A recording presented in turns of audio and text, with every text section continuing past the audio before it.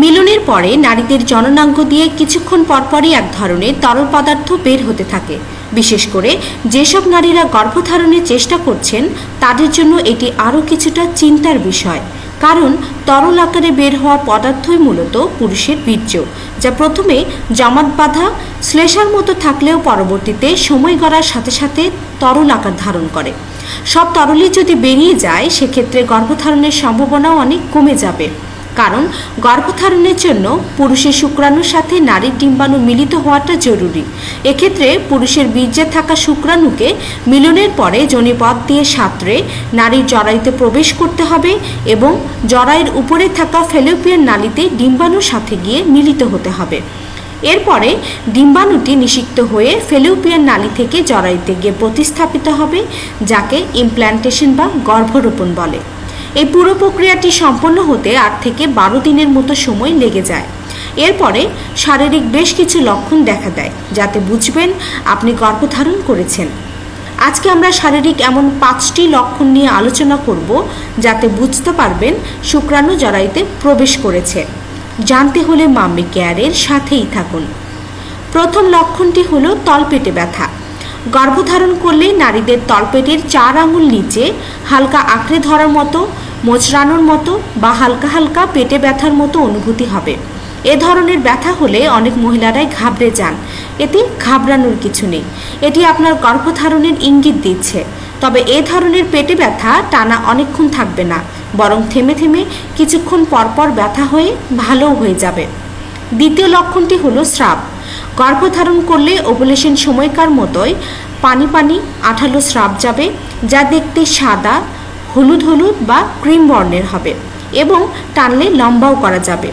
এই স্রাব অন্তর্বাসে লেগে থাকলে দেখবেন পানি পানি ভাবের কারণে স্রাবের চারপাশে গোল হয়ে ভিজে আছে।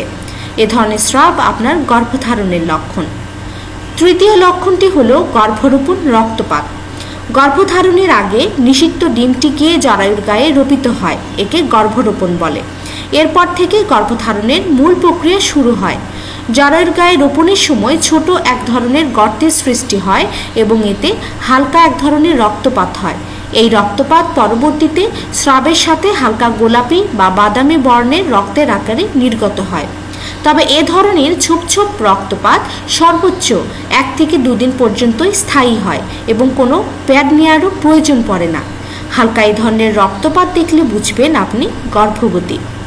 চতুর্থ লক্ষণ হলো ক্লান্তি ভাব লাগা। গর্ভধারণ করলে হরমোনাল পরিবর্তনের কারণে এবং গর্ভে নতুন একটি প্রাণ বেড়ে ওঠার কারণে শরীরের অভ্যন্তরে অনেক কাজ করতে হয়। এতে বাহ্যিকভাবেও সেই নারী অনেক ক্লান্ত অনুভব করেন। সারাক্ষণ শুতে ইচ্ছে করা, ঘুম ঘুম লাগা, কোনো কাজ করতে ইচ্ছে না করা, ক্লান্ত লাগা, এই লক্ষণগুলো তার মধ্যে প্রকাশ পেতে থাকে, যা মূলত গর্ভধারণেরই ইঙ্গিত বহন করে। পঞ্চম লক্ষণটি হলো স্তনে পরিবর্তন। গর্ভধারণ করলে গুরুত্বপূর্ণ একটি লক্ষণ হলো স্তনে পরিবর্তন হওয়া, যা প্রায় বেশিরভাগ নারীদের মাঝেই দেখা দেয়। কেননা বাচ্চা জন্মের পরে দুগ্ধপানের জন্য গর্ভধারণের পর থেকেই নারীদের স্তন প্রস্তুত হতে থাকে। এ সময়ে স্তন আকারে কিছুটা বড়, নরম ও নাটকীয়ভাবে সুডৌল হতে থাকে। আর এই পরিবর্তনগুলো হওয়ার কারণে পুরো স্তন জুড়েই ব্যথা হতে থাকে, সেন্সিটিভ হয়ে যায়, এমনকি হালকা স্পর্শেই অনেক ব্যথা করে। এছাড়াও গর্ভধারণের সময় বাড়ার সাথে সাথে স্তনবৃন্ত আরও সুস্পষ্ট ও বড় হয়ে ওঠে এবং স্তনবৃন্তের চারপাশে যে কালো এরিয়া তা আরও বিস্তৃত হয়ে যায় এবং ক্রমেই তা কালো থেকে কালো বর্ণ ধারণ করে। এগুলো এতটাই সুস্পষ্ট লক্ষণ যে আপনি খুব সহজেই বুঝতে পারবেন যে শুক্রাণু সফলভাবে জরায়ুতে প্রবেশ করেছে এবং আপনি গর্ভবতী। আজকের আলোচনা এ পর্যন্তই।